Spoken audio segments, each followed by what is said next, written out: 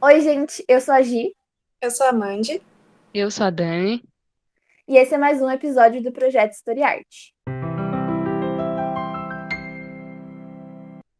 Então, gente, no episódio anterior, né, na primeira parte desse episódio, a gente falou um pouquinho sobre o início dessa indústria cultural, né, como que se deu esse conceito. Também vimos um pouquinho sobre a indústria de Hollywood e começamos a falar um pouquinho sobre Disney. Então, agora, nessa segunda parte, a gente vai continuar falando sobre essas eras da Disney, como que elas se relacionam com os contextos históricos, e também vamos falar um pouquinho de Marvel, trazer algumas indicações para vocês, sempre com o intuito de estimular as discussões, tá bom? Vamos lá? A gente pode, quem é fã de Disney sabe que a Disney ela tem os filmes divididos em eras. Então, o que eu vou propor aqui é para a gente ver essas eras e como que elas se comportam durante a história. Então, por exemplo, as primeiras eras, né? Que é a era de ouro, a era da guerra e a era de prata, que fica no intervalo mais ou menos de 1937 a 1967. Então a gente tem um intervalo de 30 anos. O que que acontece? Nesse período, a gente tem a Segunda Guerra Mundial como principal acontecimento e as consequências. A gente tem tanto a ascensão, né, do que estava rolando, as primeiras fagulhinhas, a própria guerra em si e as consequências. E aí, tem dois pontos a serem muito importantes a serem comentados nesse intervalo de tempo, que são as princesas e os filmes que estão alinhados à política da boa vizinhança, que eu já vou comentar. As princesas, como por exemplo a Branca de Neve, a Cinderela, a Bela Adormecida, elas foram consideradas por muito tempo como um ideal de mulher a ser perseguido. Como assim?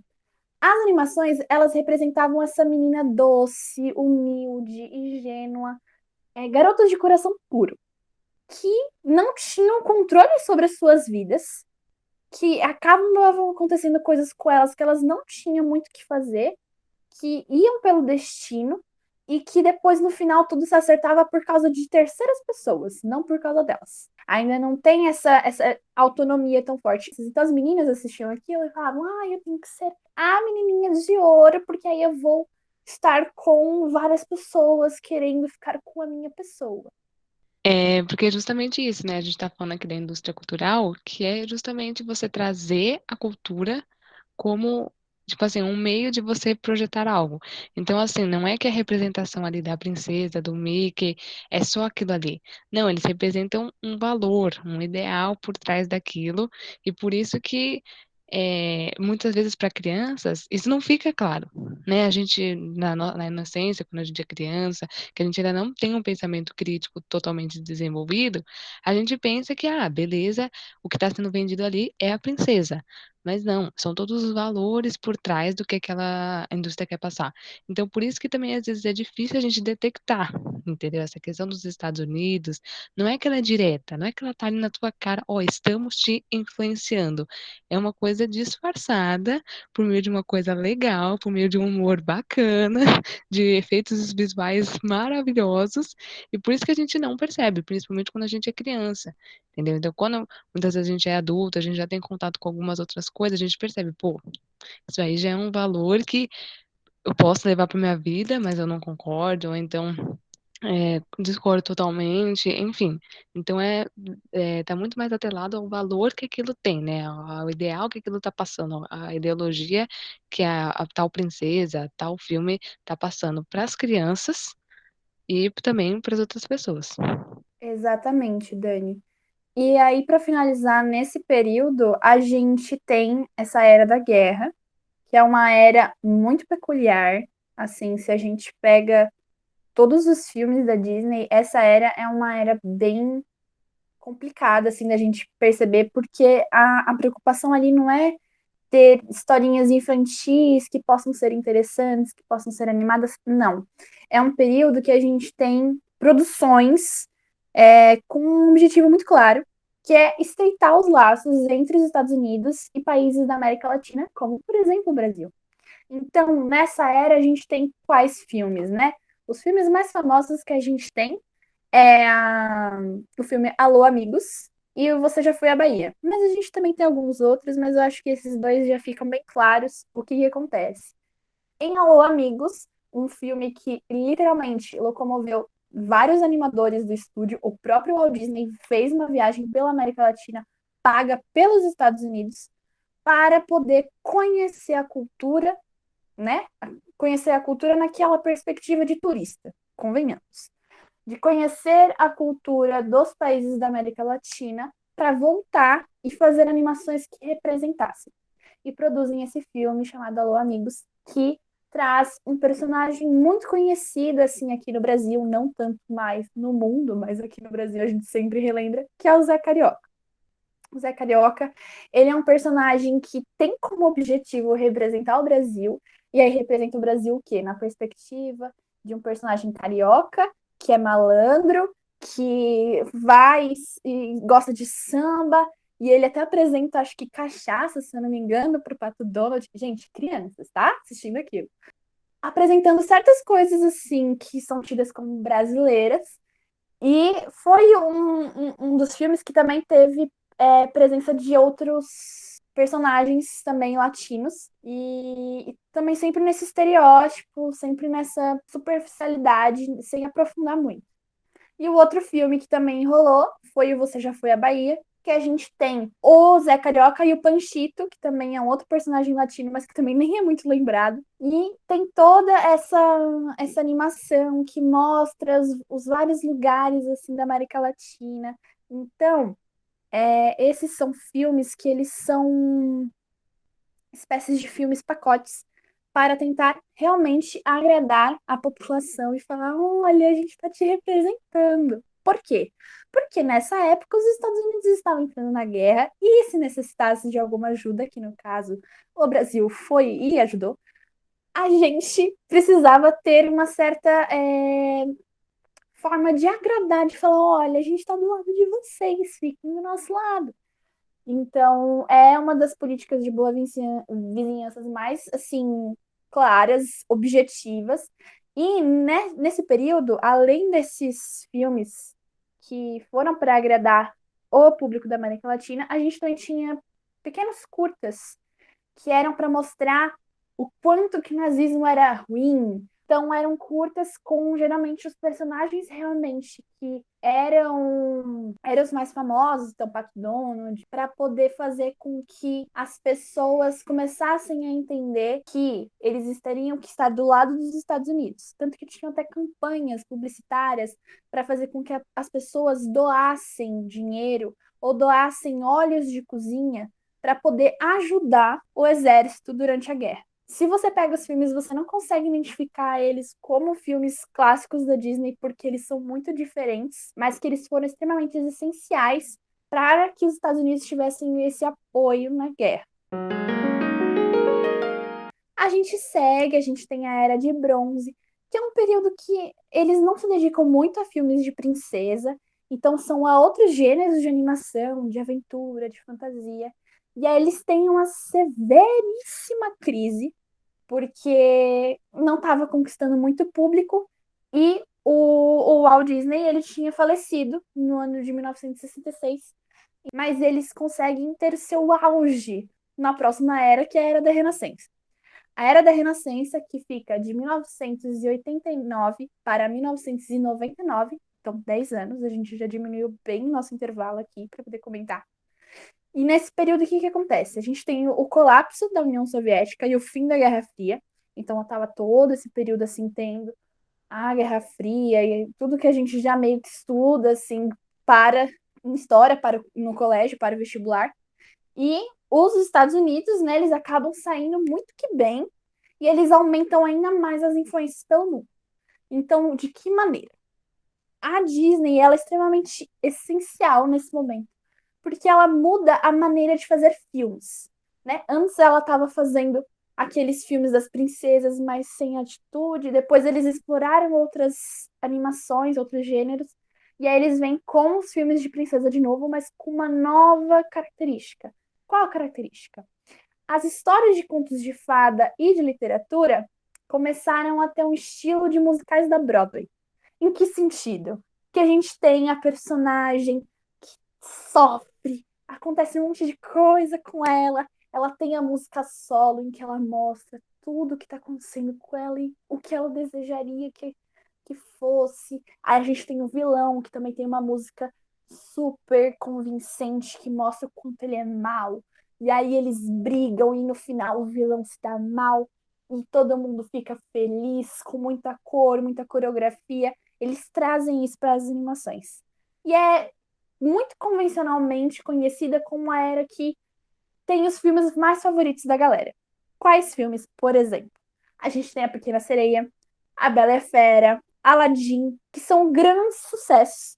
Que, assim, eu acredito que vocês possam gostar desses filmes. Se não, tem outros filmes dessa era que não são de princesas, mas que também encantam muito o pessoal. E o que que acontece? Nesses filmes, eles têm uma mudança desse papel da mulher, né? Antes a gente tinha aquela mulher muito ingênua, muito doce, que não fazia nada, que tudo que acontecia era por causa dos terceiros e tudo se resolvia por causa dos terceiros. Nesses filmes dessa era e dessa era em diante, as mulheres, elas são mais modernas, elas se tornam as heroínas. Então elas vão e elas lutam pelo que elas pensam, elas são teimosas e destemidas em não concordar com o que está acontecendo. E elas vão e conquistam o que elas acreditam, mas sem perder uma certa feminilidade, uma certa graça e uma certa doçura. Então, exemplos clássicos, né? A Mulan, por exemplo, que é uma das mais assim que a gente pode parar para pensar. Ela vai e defende o país dela, tanto que eles acabam por causa do filme da Mulan criando uma terceira possibilidade de tornar uma princesa que ou é pelo nascimento, ou é pelo casamento, ou por um grande ato heróico, que no caso, salvar seu próprio país, faz dela uma princesa. Então, é interessante pensar que essa representação da mulher nos filmes da Disney, nos filmes de princesa, é nesse período da década de 90, porque a gente estava tendo uma mudança desse imaginário coletivo sobre o papel feminino. A gente estava tendo um aumento do protagonismo feminino. Então é muito legal ver que os filmes refletem isso. Só que aí, de novo, eles refletem isso para fazer com que as pessoas tenham interesse e consumam. Não necessariamente porque, reparamos que isso está acontecendo e vamos ser bonzinhos e vamos mudar. Temos que ver com esses olhos. Mas, enfim, depois dessa era, a gente tem o intervalo da era da pós-renascença e a atual era que nós estamos vivendo, que é a nova era ou a era revival. Tem vários nomes, enfim, vocês escolham o que vocês desejarem. Que começa nos anos 2000 e estamos até hoje. Esse período, temos várias coisas que acontecem, então a gente tem crise na Bolsa de Valores, a gente tem conflito com os Estados Unidos e o Oriente Médio, a gente tem a guerra ao terror, que, enfim, está dando um caso atualmente, a gente tem várias dessas coisas que acabam acontecendo no início dos anos 2000 e que ainda continuam acontecendo ao longo desses anos. E aí, a Disney, ela aproveita esse início dos anos 2000 para experimentar coisas novas, e começar a se aventurar em outras possibilidades que o mundo das animações estava tendo. E aí eles acabam recorrendo à antiga fórmula, porque estava tendo uma certa crise, não estava despertando tanto interesse. Porque, né, depois de uma era tão grandiosa como a era da Renascença, com aqueles filmes que você ficava, meu Deus, teve uma certa recaída. E aí eles acabam percebendo que está tendo essa crise e eles retornam.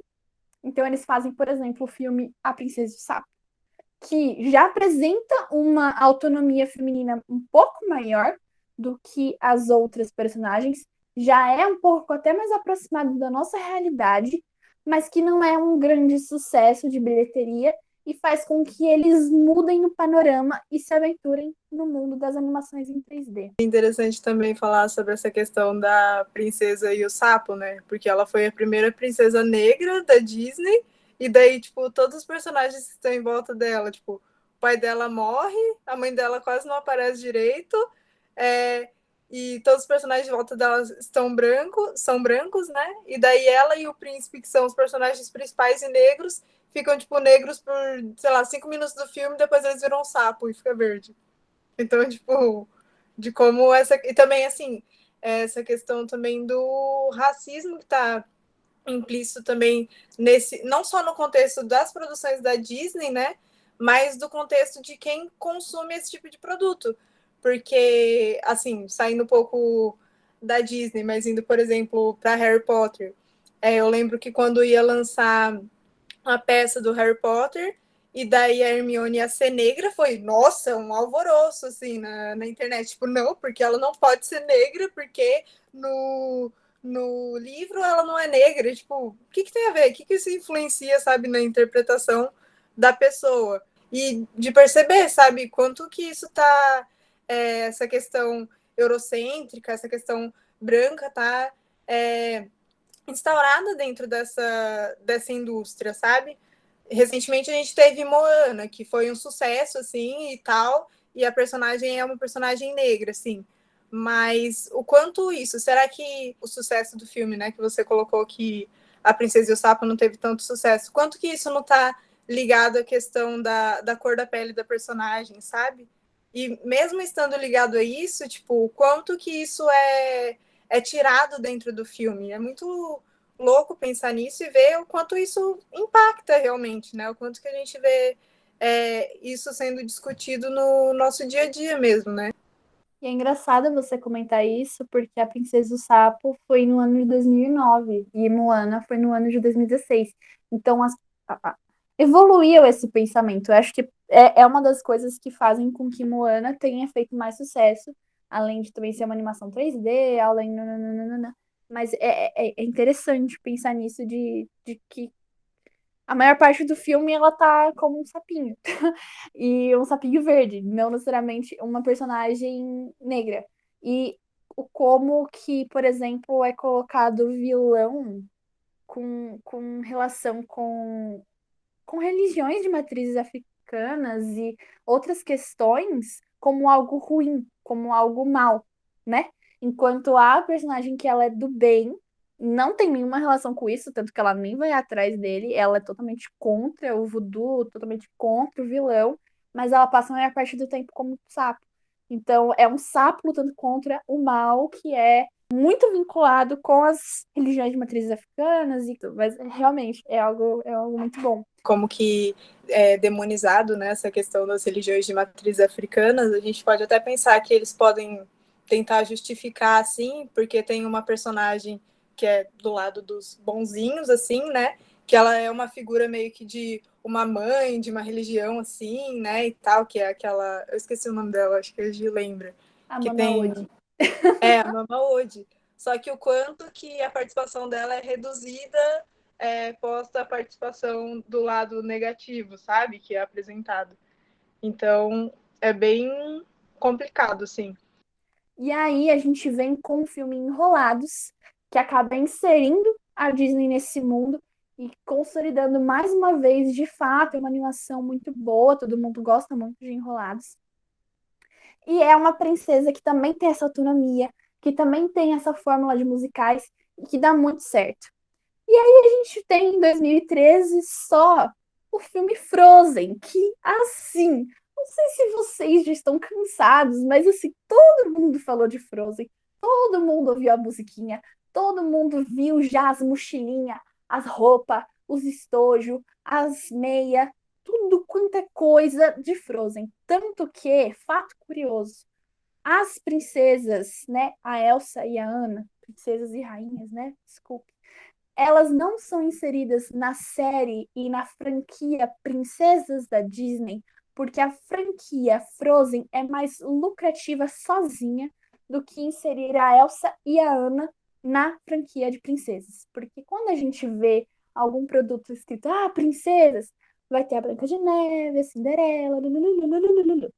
Mas quando a gente não vê a Elsa e a Anna. Por quê? Porque elas não são tão rentáveis dentro dessa franquia. E sim só a franquia Frozen, que é gigantesca. Já teve o segundo filme que fez todo mundo ficar chorando, todo mundo apaixonado. Eu, particularmente, amo o segundo filme.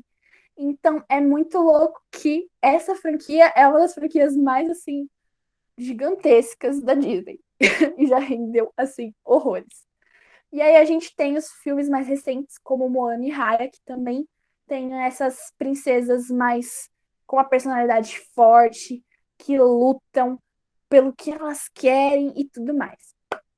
Então, nenhuma das protagonistas dessas duas eras está satisfeita com a realidade. E como a forma como elas tentam mudar isso é a grande temática. Não é só esse período esse processo de ser heroína, não, mas a forma. A Moana sai da ilha dela, sabe? A Elsa, ela literalmente vai e congela tudo, depois volta e ela descongela. E aí, quando é no segundo filme, ela vai pro negócio lá no meio do mar e aí ela se congela e depois ela. É a forma, não é só esse ato heróico, mas é como elas chegam lá.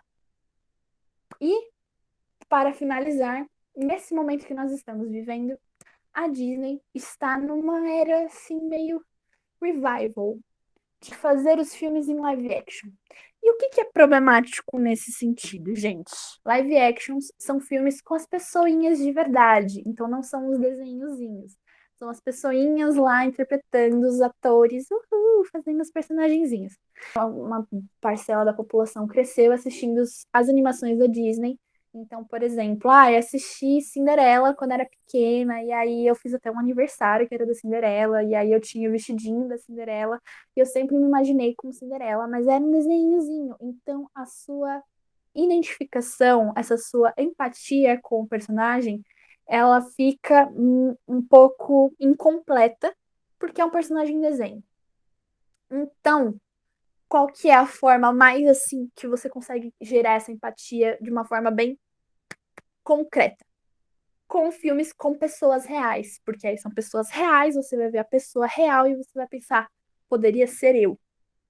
E aí é que vem a parte problemática, porque a gente tá vendo vários filmes que a Disney tá fazendo, como por exemplo Cinderela, a gente já teve Bela e a Fera, Aladdin. Então, a gente tá vendo essas animações que a gente tinha na infância sendo transformadas em filmes com pessoas reais.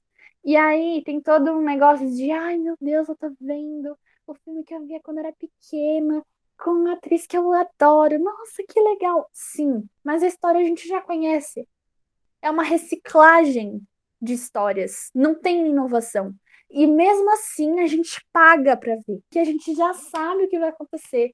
Tudo bem que eles prometem sempre que vai ter alguma inovação.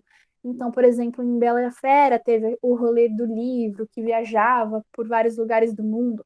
Ok, há uma inovaçãozinha, mas a história em si é a mesma. E a gente paga para poder ver, para poder ouvir a musiquinha de novo, para poder cantar a musiquinha de novo e se emocionar novamente com a mesma história.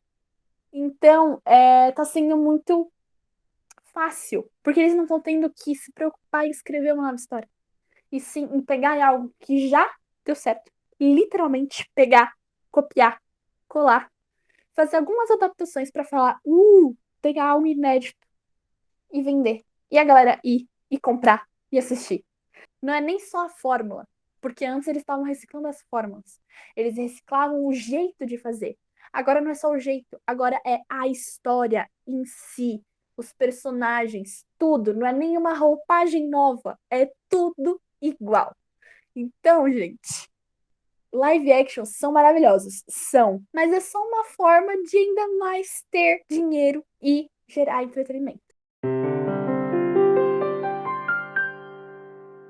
Falando que agora a gente está, né, falando de pessoas reais ali, pelo menos os atores, não um desenho que é sendo dublado, vamos falar então de uma empresa que virou, né, propriedade da Disney também, mas muito antes, né, vamos contar um pouquinho da história, que é sobre a Marvel. A Marvel, ela é uma empresa, né, começou como uma empresa de quadrinhos, então de revistas em quadrinhos. Tipo, o começo dela foi em 1939. Ela foi fundada, né, em Nova York, nos Estados Unidos, por Martin Goldman, sendo que, né, ela produzia, o nome dela era Marvel Comics, né, justamente porque ela produzia essas histórias em quadrinhos. Hoje também que a galera chama de HQ, enfim, né, vários nomes. E o intuito principal era o quê? Fazer ali a diversão da galera adolescente, das crianças, muito também voltada para o público masculino, né? Então, os meninos, né, as crianças do sexo masculino. Então aí o que aconteceu, né? Toda uma história da Marvel Comics, gente, assim, ela, né, tem desde 1940 basicamente.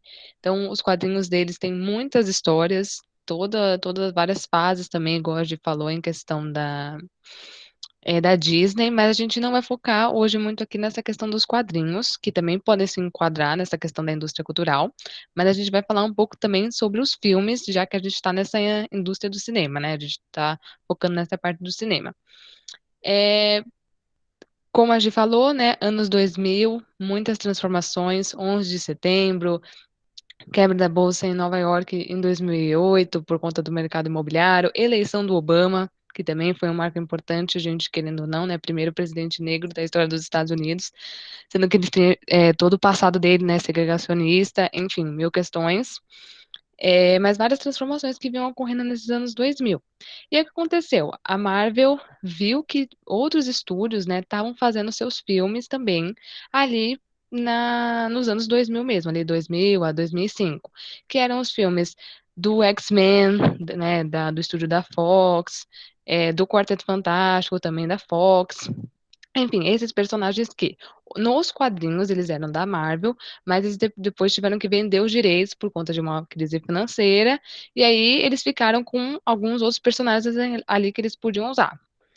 A partir de 2008, eles falaram, pô, vamos investir então nesse negócio dos filmes, porque a galera tá gostando, é aquela coisa, você vê ali na tela, né, acontecendo aquelas cenas que você só via antes no quadrinho. Então, aqueles diálogos, de repente, você tinha que ler, tinha que prestar atenção ali no quadrinho, não sei o quê, agora estão ali na tela. Então, pô, Capitão América, Homem de Ferro, Viúva Negra, todo mundo ali na sua tela, ali na tela de cinema gigantesca, cenas que às vezes realmente reproduziam cenas dos quadrinhos, né? Então eles resolveram adaptar algumas histórias ali, alguns arcos dos quadrinhos para o cinema. Beleza, a Disney falou, pô, também tô vendo vantagem nisso aí. Comprou a Marvel, foi lá, comprou a Marvel em 2009. Em 2008, um ano antes, saiu o primeiro filme do que a gente chama hoje, que é o universo cinematográfico da Marvel. Que nesse início ele não tinha essa pretensão de ser todo esse universo de vários filmes, contando toda uma história, né, como se fosse um arco dos quadrinhos mesmo. Mas acabou que virou, né? Então aí em 2009, um ano depois desse filme do Homem de Ferro, os caras falaram, pô, isso dá certo, hein? Foi lá, a Disney foi lá, comprou a Marvel. Então por isso que ainda continuou-se na Marvel Comics, lá certinho essa parte dos quadrinhos, mas também agora né, a gente tem a Marvel Studios, que é essa divisão da Marvel que cuida dessa parte cinematográfica, então as séries, os filmes, toda essa parte, assim, é a Marvel Studios que cuida, que tem o controle sobre isso. Aí, beleza. A partir então de 2008, eles foram vendo que, meu, esse estilo de filme estava funcionando, sabe? Porque foi, digamos assim, uma renovação dessa questão dos filmes de herói. A partir dos anos 2000, veio essa avalanche de filmes de herói, então a gente tinha, digamos assim, uma variedade, né? A gente tinha os filmes da Fox, a gente tinha os filmes da Marvel, a gente tinha os filmes da DC Comics, que é a galera do Batman lá, Liga da Justiça, essa galera que é da empresa rival, digamos assim, né?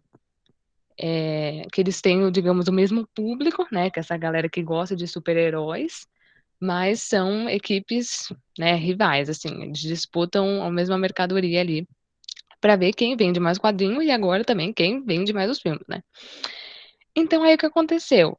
Eles viram, pô, o filme do Homem de Ferro ali deu certo. Vão reproduzir isso? Vão.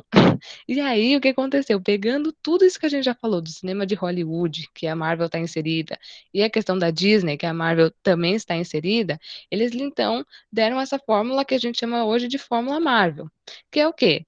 Tem ali um humorzinho, não é totalmente um filme totalmente sério. São poucos filmes da Marvel assim, que não tem nenhuma piadinha, ou que as piadinhas são mínimas.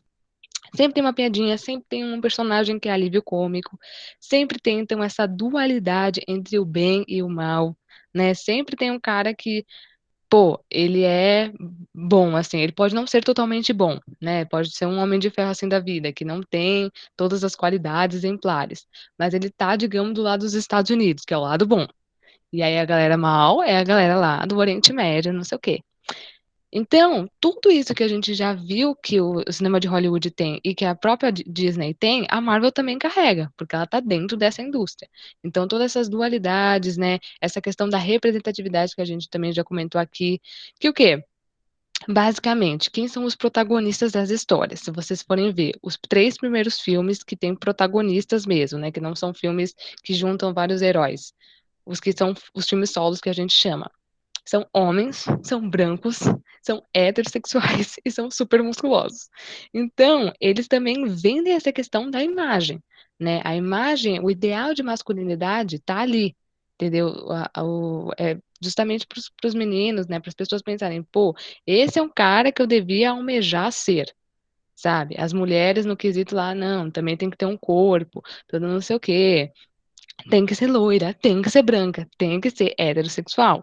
Então é todo um ideal ali que eles vendem, que é o que também a gente, né, vê que é essa questão do homem estadunidense, do American Way of Life. Então a gente pensa que isso estava lá nos anos 20, mas, gente, 100 anos depois a gente ainda está nisso. A gente ainda está nessa mesma fórmula, nessa mesma representatividade, digamos assim, né? É, então, é basicamente isso, né? A gente vê essa fórmula que uma das coisas também que a gente já comentou é que elas se pretendem como universais. Elas se pretendem não como a dos Estados Unidos.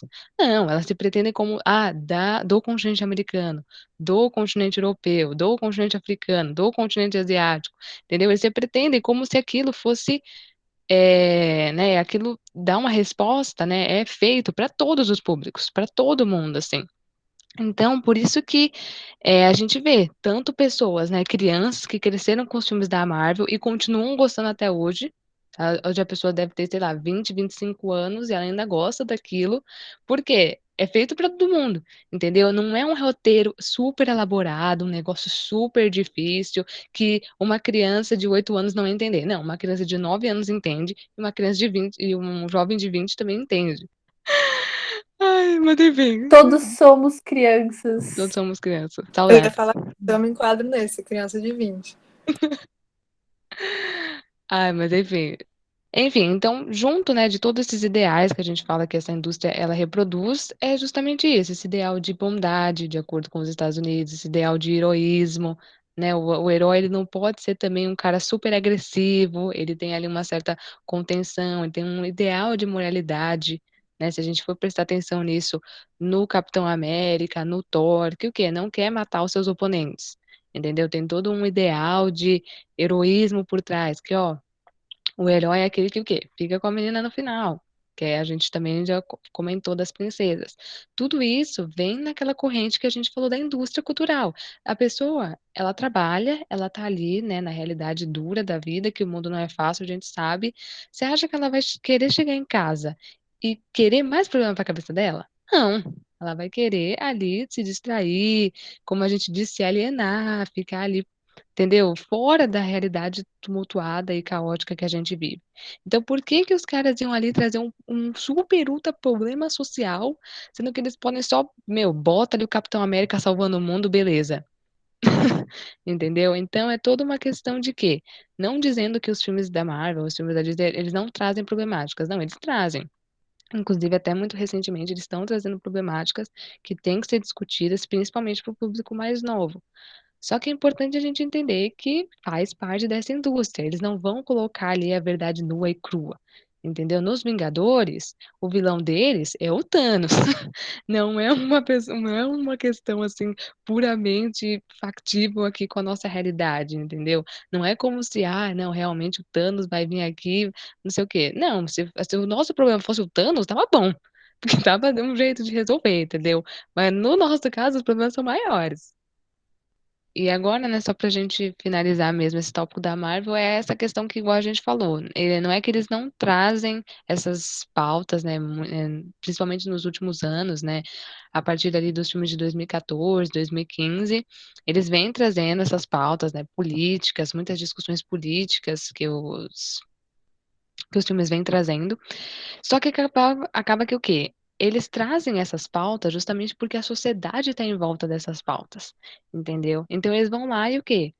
pegam ali o que está sendo discutido justamente para colocar nos filmes e falar, pô, eles se preocuparam, né? Eles estão preocupados com a luta das pessoas negras, eles estão preocupados com a luta das mulheres, enfim. Então é uma questão de que é importante, claro, eles trazerem essas questões, mas eles também visam isso no sentido de gerar identificação com o público, deles estarem com a sensação de que você está sendo ali representado, sabe? Você está ali sendo é, tipo, identificado, né? Com as pautas que acontecem, igual a gente comentou, na realidade, também estão ali naquela realidade ficcional, entendeu? Então, um exemplo disso que a gente pode ver, que até uma professora minha que dá a história da África, é o caso do Pantera Negra. O Pantera Negra, né, é um herói que se passa ali em Wakanda, que seria um país fictício dentro da África, do continente africano, que seria um país rico. Então já começa por aí, né? Que ele já vem pro pressuposto que a África é pobre. Então, você vê o filme do Pantera Negra, a minha própria professora falou, não, é muito bonito, tem cenários muito bonitos. A Marvel, ela fez um trabalho de pesquisa para entender ali as sociedades africanas da região ali, que seria Wakanda, né?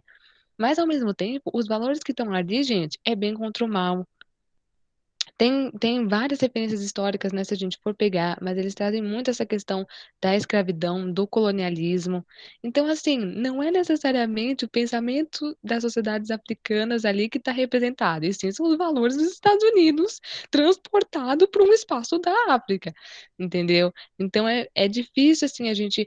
Não estamos tirando aqui o mérito do filme no sentido de representatividade, de crianças negras, de meninos negros verem, pô, tem o Pantera Negra. Agora estou ali na sala de cinema. Nisso eles têm o mérito totalmente. Mas também pensar que, gente, né, ali não é totalmente os valores ali. Se você pensa que você está vendo personagens africanos, não. Você está vendo representações de personagens africanos de acordo com os ideais dos Estados Unidos. Então é complexo, né? A gente sabe que a gente ainda tem que exercer um pensamento crítico em relação a essas obras, problematizando, né, um pouquinho, que é o que a gente queria trazer agora no final. Não é que a gente não tem que ver essas obras, né? Nós mesmos aqui a gente decidiu falar disso porque a gente é fã, porque a gente gosta, mas ao mesmo tempo a gente tem que ter esse nível de sensibilidade de falar, olha, isso não é totalmente ali 100%, entendeu? Não é que o Tony Stark, o homem estadunidense, é 100% bom, ele é sempre o cara que tá certo. Entendeu? A gente precisa ter esse olhar crítico mesmo quando a gente for assistir filmes de Hollywood, filmes da Disney, filmes da Marvel.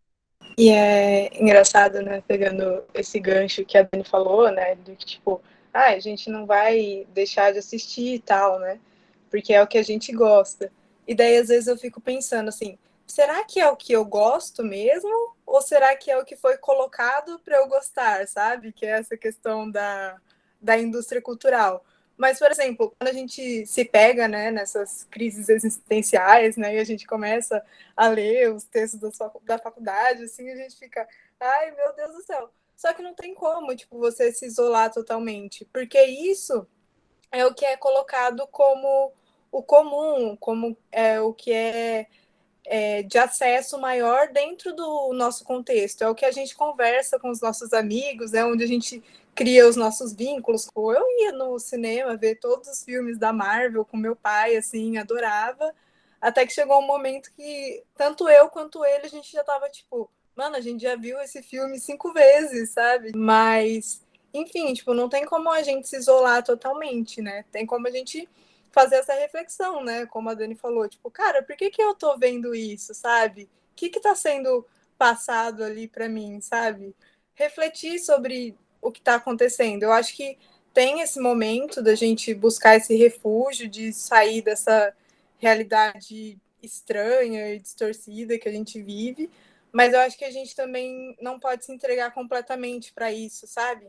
É uma coisa que a Mandy trouxe quando ela acabou comentando lá, quando a gente estava falando de Disney, e a Dani falou também nesse momento sobre a Marvel, que é essa parte da representação de ser sempre aquele padrão, né? O homem hétero, branco, ocidental, e enfim.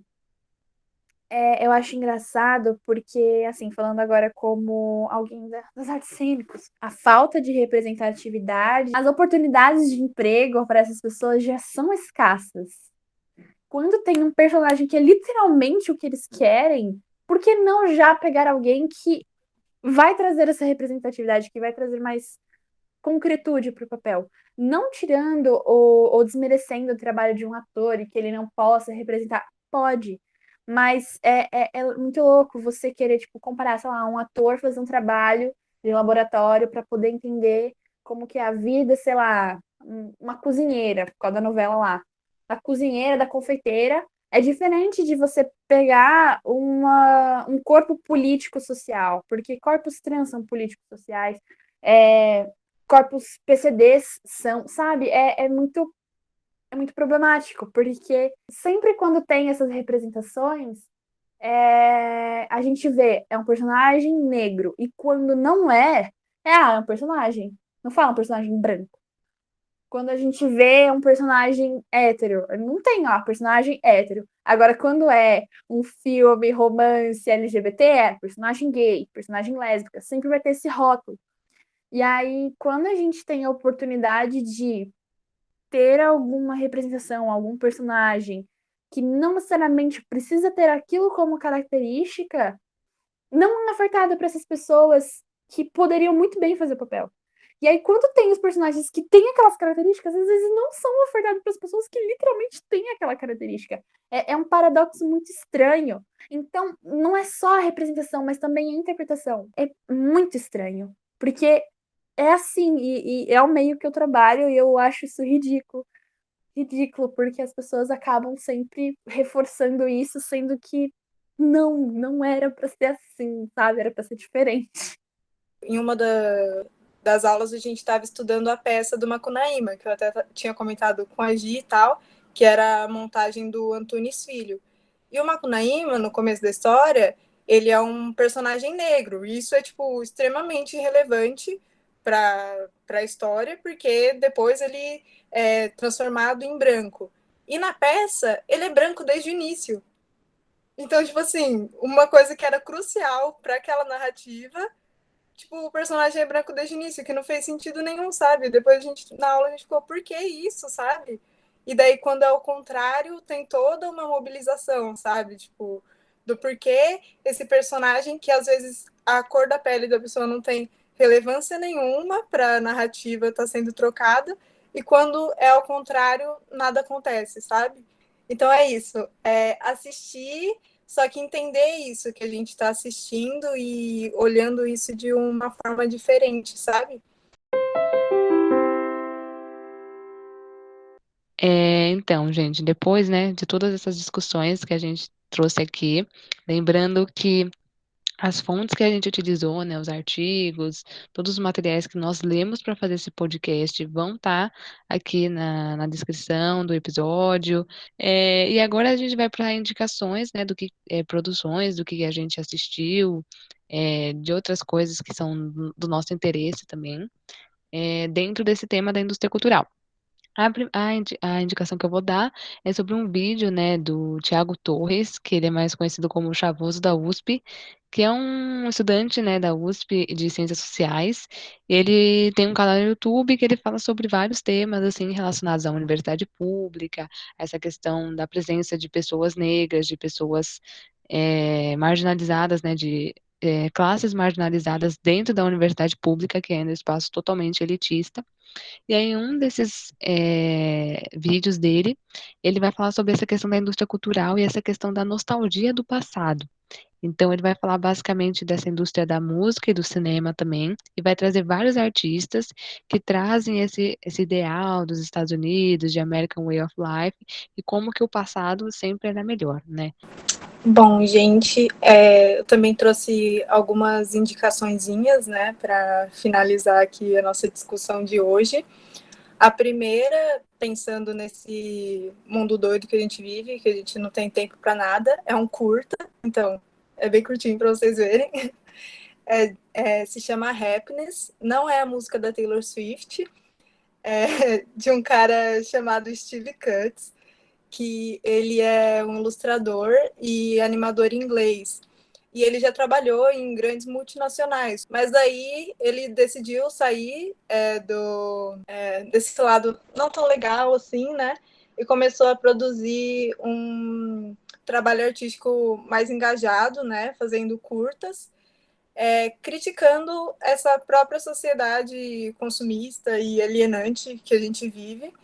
E esse curta Happiness é muito legal, é como se nós fôssemos ratinhos de laboratórios, assim, não vou dar spoilers, assistam.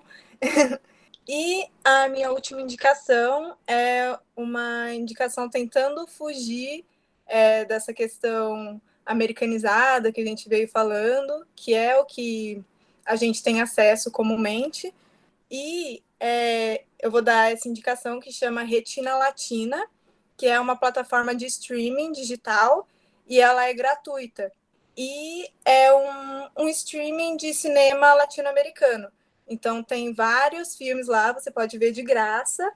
Então, assim, já que a gente não consegue sair dessa indústria, vamos favorecer as outras indústrias que não são as americanas, entendeu? E é isso, assim, gente. Vocês também, se tiverem indicações pra gente, pode comentar lá no nosso Instagram, nessa rede super maléfica que nós estamos, mas estamos lá tentando trazer um pouquinho de luz, mas é isso.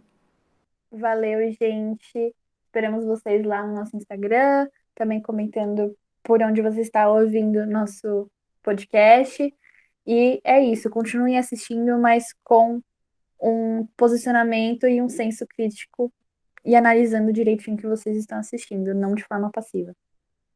Tchau, pessoal. Até a próxima. Tchau, gente.